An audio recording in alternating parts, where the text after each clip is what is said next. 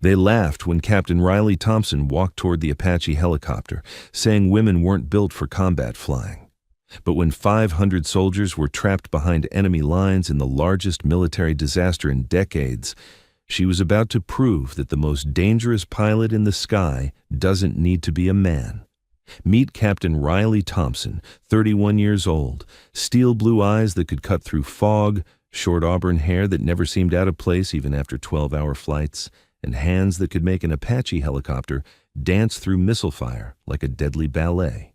She stood 5 feet 6 inches tall, weighed 135 pounds, and could outfly pilots twice her size with half the ego.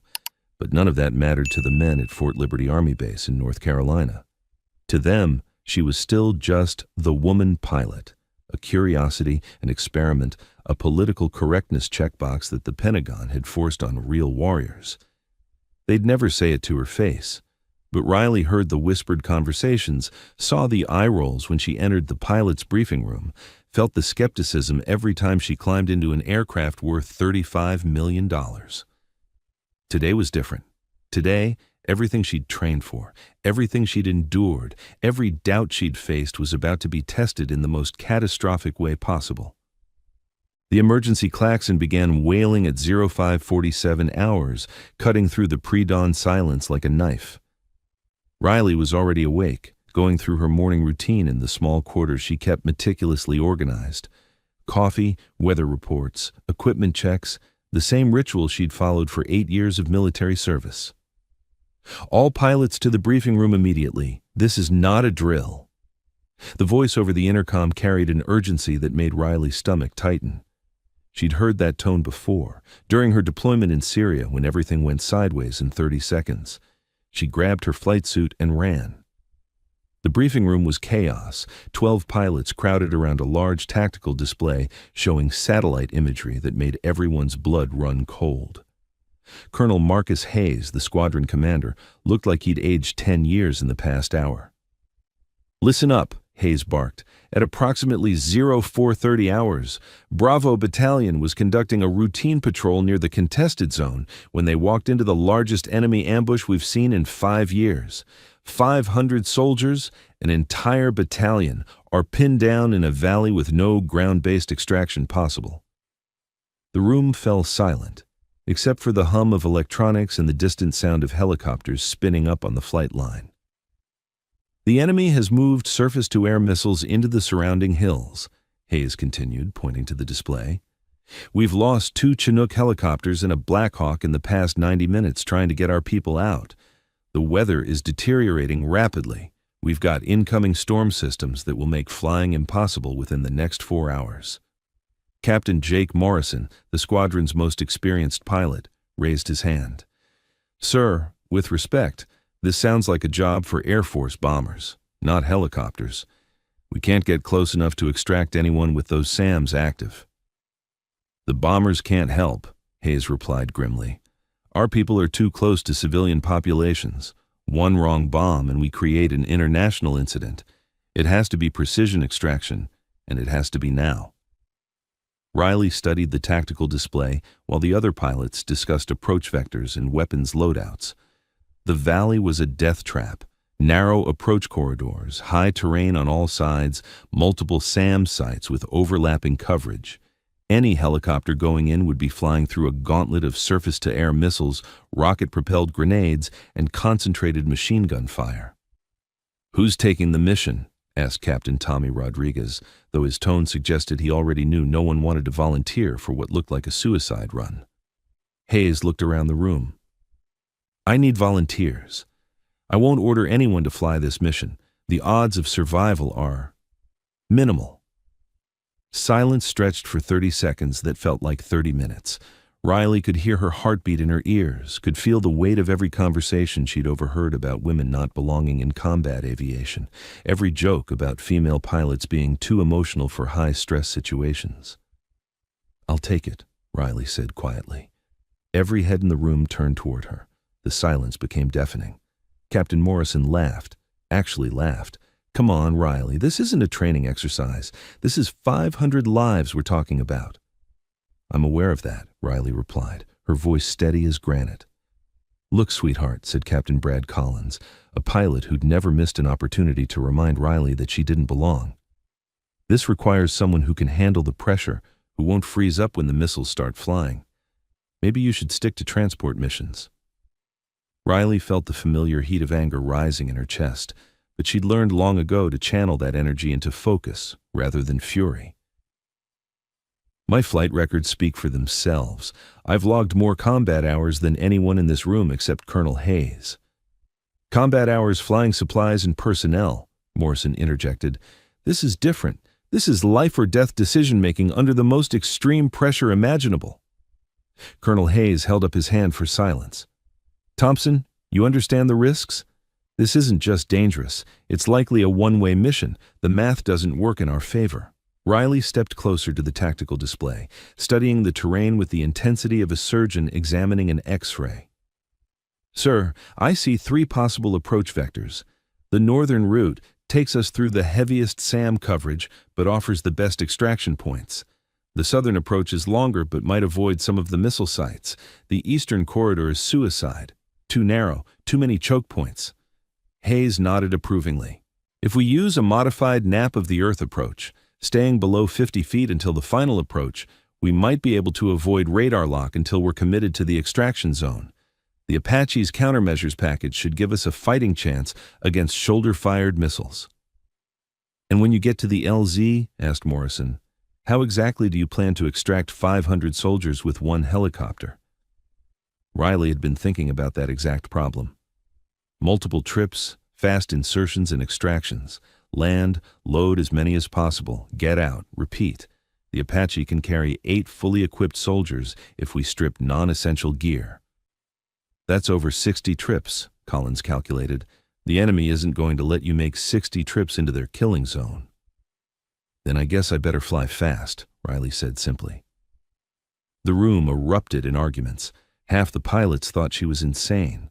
The other half thought she was both insane and unqualified. But Riley wasn't listening to the debate anymore. She was studying the mission parameters, calculating fuel consumption, plotting waypoints, and preparing mentally for what might be the last flight of her life. Colonel Hayes called for quiet. "Thompson, I appreciate your courage, but Captain Morrison is right. This mission requires our most experienced pilot."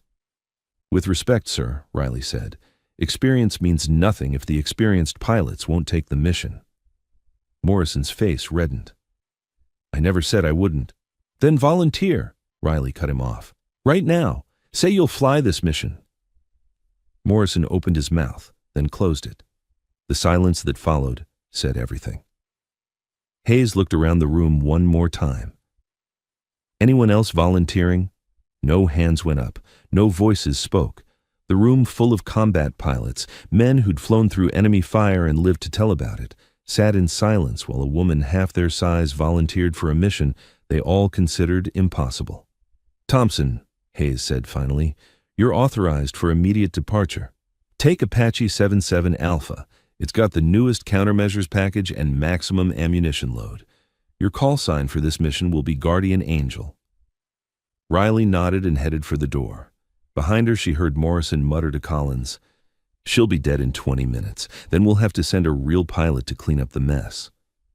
Riley paused at the doorway without turning around. "Captain Morrison, when I bring those 500 soldiers home, I expect a public apology for every doubt you've expressed about female pilots. Will that be acceptable?" Morrison scoffed. "Sweetheart, if you somehow pull this off, I'll personally recommend you for the Medal of Honor." "I'll hold you to that," Riley said, and walked out. The flight line was controlled chaos. Ground crews were prepping Apache 77 Alpha with the urgency of a NASCAR pit stop. Riley went through her pre-flight checklist with mechanical precision, but her mind was already in the target zone, visualizing approach angles and extraction patterns. Chief Warrant Officer Maria Santos, Riley's usual co-pilot, appeared at her elbow. "Ma'am, respectfully, I'd like to fly this mission with you." Riley looked at her. Santos was young, maybe 25, with the kind of steady nerves that made excellent aircrew. But this wasn't a training mission. "Maria, you've got a baby at home. This is likely a one-way trip." "Those 500 soldiers have families too," Santos replied, And if we're going to make multiple extraction runs, you'll need someone handling communications, navigation, and weapon systems. You can't do it alone. Riley nodded.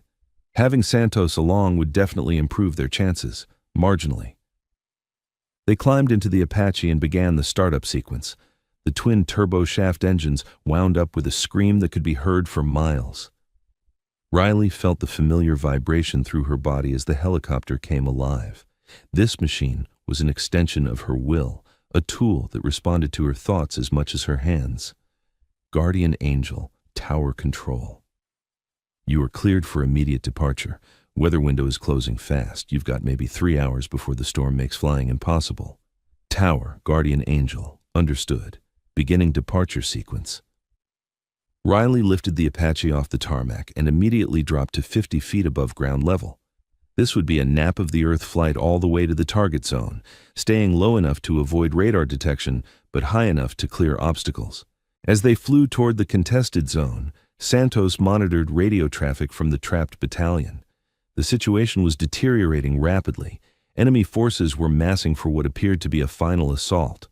If those 500 soldiers weren't extracted soon, there might not be anyone left to rescue. Guardian Angel, this is Bravo 6, came a voice over the radio. The transmission was weak and filled with static. We're running low on ammunition and have approximately 40 wounded who need immediate medical attention. Enemy forces are preparing for another assault. Please advise on extraction timeline. Riley keyed her microphone. Bravo 6, Guardian Angel. ETA to your position 12 minutes. Prepare for immediate extraction, walking wounded first. We'll take as many as we can carry each trip. Guardian Angel, did you say each trip? Are you planning multiple insertions into this LZ? Affirmative, Bravo 6. We're not leaving anyone behind. There was a pause. Guardian Angel, be advised this LZ is extremely hot. We've lost 3 helicopters already. Recommend you abort and wait for bomber support. Negative, Bravo 6. Bombers can't help you and we're not waiting. Guardian Angel inbound. Riley pushed the Apache to its maximum low-level speed, skimming over hills and valleys like a mechanical hawk. The landscape blurred past at 150 miles per hour, trees and buildings flashing by in a green-brown smear. Contact, Santos announced, her voice tight with concentration. I've got multiple radar signatures ahead. Looks like 3 SAM sites with overlapping coverage of the target valley. Riley banked left, following a river valley that would take them around the northernmost missile site. Time to target? 8 minutes. Weather's getting worse. I'm seeing lightning ahead. The first missiles came without warning. Riley saw the smoke trails streak past the cockpit before she heard Santos's urgent call. Missiles inbound. Breaking left. Riley threw the Apache into a violent evasive maneuver, pulling G-forces that pressed her into her seat like a giant hand. The helicopter bucked and twisted through the air while Santos deployed countermeasures, chaff and flares designed to confuse incoming missiles. 2 more launches, Santos called out. They've got a lock. Riley dropped the Apache into a narrow canyon, flying between rock walls with maybe 10 feet of clearance on each side. The missiles, unable to follow the helicopter's sudden change in direction, impacted harmlessly against the canyon walls. That's why we fly low, Riley muttered, bringing the helicopter back up to operational altitude. They cleared the canyon and saw the target valley spread out before them. It looked like a vision of hell. Smoke from burning vehicles, tracer fire crisscrossing the sky, explosions sending dirt and debris hundreds of feet into the air. And in the middle of it all, 500 American soldiers fighting for their lives. Guardian Angel, Bravo 6. Be advised LZ is under direct fire. We'll pop smoke to mark our position. Riley saw the purple smoke grenade bloom in a small clearing about the size of a basketball court. Enemy positions on the surrounding hills immediately shifted their fire toward the smoke, turning the landing zone into a maelstrom of bullets and RPG rounds. Santos, I need you to suppress those positions on the eastern ridge while I land. Roger. Engaging targets.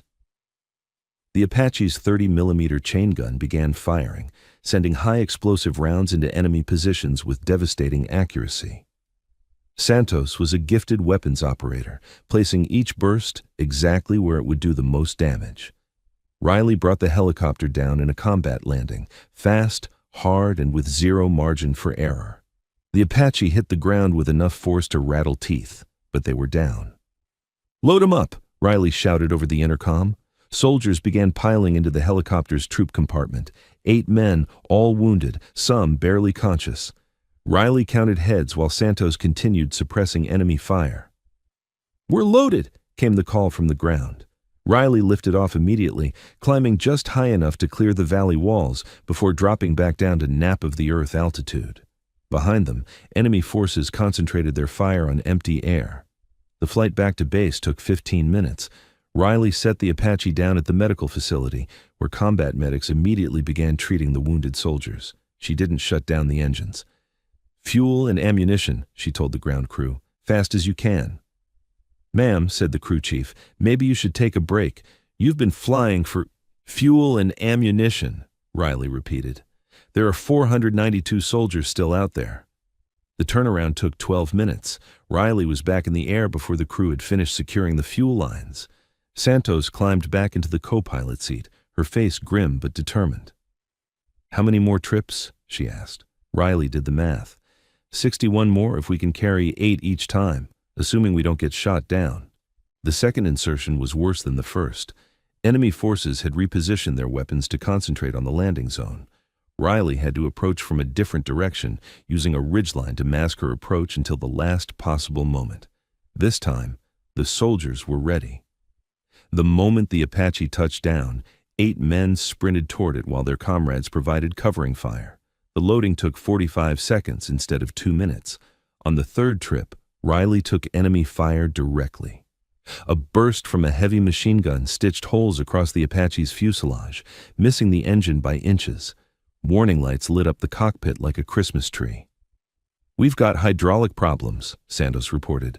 "Backup systems are compensating, but if we lose primary hydraulics, we're done." Riley kept flying. On the fourth trip, an RPG exploded close enough to crack the cockpit glass. On the fifth trip, she had to land under direct mortar fire. On the sixth trip, Santos was wounded by shrapnel that penetrated the aircraft's armor. "I'm fine," Santos insisted, though blood was running down her arm. "Keep flying." By the 10th trip, Riley had extracted 80 soldiers. By the 20th trip, 160 men were safe. But each insertion was becoming more dangerous as enemy forces adjusted their tactics and concentrated more firepower on the landing zone. On the 25th trip, disaster struck. A surface-to-air missile fired from a concealed position struck the Apache's tail rotor. The helicopter immediately began spinning out of control. "Mayday! Mayday!" Santos called over the radio. "Guardian Angel is going down."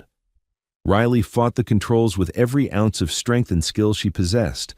Without the tail rotor, the Apache wanted to spin like a top, but she could use the main rotor's collective and cyclic controls to partially compensate.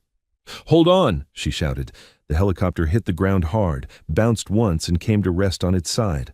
Riley hung in her harness, stunned but conscious. Santos was unconscious, blood running from a head wound. "Santos, Maria!" Riley unbuckled herself and checked her co-pilot's pulse. Strong and steady, she'd live, but she needed medical attention. The radio crackled to life. "Guardian Angel, Bravo 6. We saw you go down. Can you respond?" Riley keyed her microphone. "Bravo 6, Guardian Angel. We're alive, but aircraft is down. Continue holding position. I'm going to try to reach your location on foot." "Negative, Guardian Angel. It's too dangerous. We'll send a squad to extract you." "Bravo 6, you don't have soldiers to spare, and I'm not done with this mission. How many men are left in your position?" A pause. "Guardian Angel, we've got 298 soldiers remaining." Riley did quick math. She'd already extracted 202 men in 25 trips. Under normal circumstances, she'd call for another helicopter and crew to continue the mission. But there were no other helicopters available, and the weather window was closing fast. She looked at the damaged Apache. The tail rotor was completely destroyed, but the engines were still functional. The main rotor appeared intact. If she could get the helicopter airborne, she might be able to fly it without the tail rotor, but it would be like trying to fly a washing machine. Santos, can you hear me? Her co-pilot's eyes fluttered open. Riley? What happened? We got shot down. How do you feel?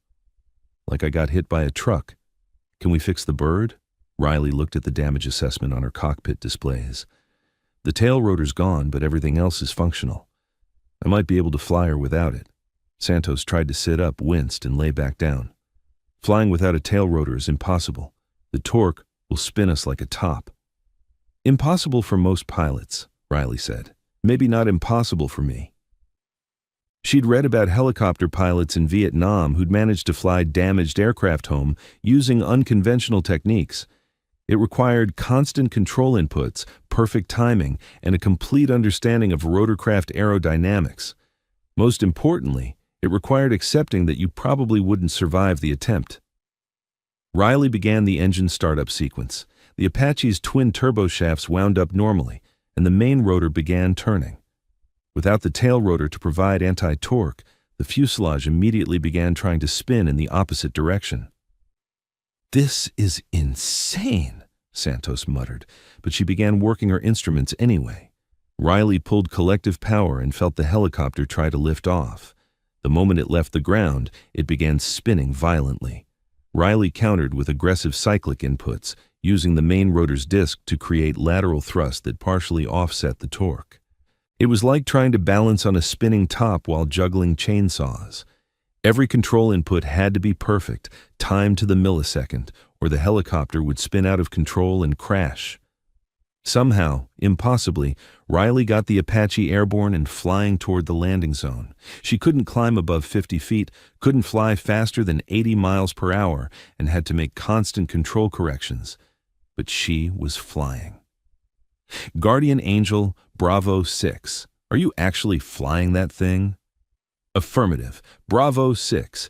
Inbound for extraction. Have 8 soldiers ready for immediate loading. Riley brought the damaged Apache down in the landing zone one more time. The soldiers on the ground couldn't believe what they were seeing. A helicopter with no tail rotor, flying in conditions that should have made flight impossible. 8 more soldiers loaded into the aircraft. Riley lifted off again, the helicopter spinning and bucking like an angry bull, but somehow staying airborne. The flight back to base was the longest 15 minutes of Riley's life. Every second, she expected the helicopter to spin out of control and crash, but she held it together through sheer force of will and flying skill that bordered on the supernatural. They landed at the medical facility with a bone-jarring impact that bent the Apache's landing gear. But they were down, and 8 more soldiers were safe. Riley didn't shut down the engines. "Fuel," she told the ground crew, "and see if you can do anything about the tail rotor." The crew chief stared at the damaged helicopter in amazement. "Ma'am, this aircraft shouldn't be able to fly. How did you—" "Magic," Riley said. "How long to fix the tail rotor?" "Ma'am, we don't have the parts. This bird is grounded." Riley looked at the Apache, then at the sky where storm clouds were building rapidly. She had maybe 90 minutes of flyable weather left and 290 soldiers still trapped in the valley. "Santos, how are you feeling?" Her co-pilot had been treated by medics and cleared for flight. "Like hell, but I can still work the radios and weapon systems." Riley made a decision that would have gotten her court-martialed under normal circumstances. "We're going back. All of them. Every single soldier." "In this thing," Santos gestured at the damaged helicopter. "In this thing. We've proven it can fly. Now we prove it can fly 36 more times." For the next hour and a half, Riley Thompson performed what military historians would later call the most extraordinary display of helicopter piloting ever recorded. 36 times, she flew a catastrophically damaged Apache helicopter into a combat zone that had already shot down 3 aircraft. 36 times, she landed under direct enemy fire, loaded soldiers, and somehow got the spinning, bucking helicopter back into the air. On the 31st trip, she took so much enemy fire that her cockpit— "Captain Thompson, on behalf of the United States Army, I want to thank you for the most extraordinary display of courage and skill I've ever witnessed." Riley returned the salute. "Sir, I was just doing my job." "No," Hayes said firmly. "You did far more than your job. You redefined what we thought was possible." One of the Washington officials stepped forward. "Captain Thompson, I'm General Patricia Williams, Army Aviation Command. What you accomplished today will be studied in flight schools for the next century. You've saved 500 lives and proven beyond any doubt that gender has nothing to do with combat effectiveness." Riley nodded. She was too exhausted for speeches, too drained for celebration. All she wanted was a shower and 12 hours of sleep. But first, she had a promise to keep. She found Captain Morrison in the pilot's lounge, surrounded by the other aviators who had declined to fly the mission. The room fell silent when she entered. "Captain Morrison," she said, her voice carrying clearly in the sudden quiet, "I believe you owe me something." Morrison stood up slowly. His face was pale, his expression a mixture of shame and admiration. "Captain Thompson, I was wrong. About everything, about women in combat aviation, about your abilities, about what was possible." He paused, taking a deep breath. "I publicly apologize for every doubt I expressed about female pilots. You've proven that courage, skill, and determination have nothing to do with gender." Riley nodded. "Apology accepted. And Captain Morrison?" "Yes, ma'am. I'll be expecting that Medal of Honor recommendation you promised." Morrison smiled for the first time that day. "Already written, ma'am. Already written." 3 months later, Captain Riley Thompson stood in the Rose Garden of the White House wearing her dress uniform and receiving the Medal of Honor from the President of the United States. The citation read, in part, "For conspicuous gallantry and intrepidity at the risk of her life above and beyond the call of duty while serving as pilot of an Apache helicopter during combat operations. Captain Thompson's extraordinary heroism and selfless devotion to duty resulted in the successful evacuation of 500 soldiers from certain death." But Riley's greatest satisfaction came from the letter she received a week later from the Army Aviation School. They were implementing new training protocols based on her techniques for flying damaged aircraft, and they wanted her to develop the curriculum. For the first time in military history, female pilots wouldn't have to prove they belonged in combat aviation. Riley Thompson had proven it for all of them. The woman who was told she wasn't built for combat flying had redefined what combat flying could be. And in doing so, she'd saved 500 lives and changed military aviation forever. Sometimes the most impossible missions require not the strongest pilot or the most experienced pilot, but the pilot who refuses to accept that impossible means impossible. Riley Thompson was that pilot, and her story became legend, not because she was a woman, but because she was extraordinary. Thanks for watching. If you like this video, you can subscribe to see more incredible stories like this one.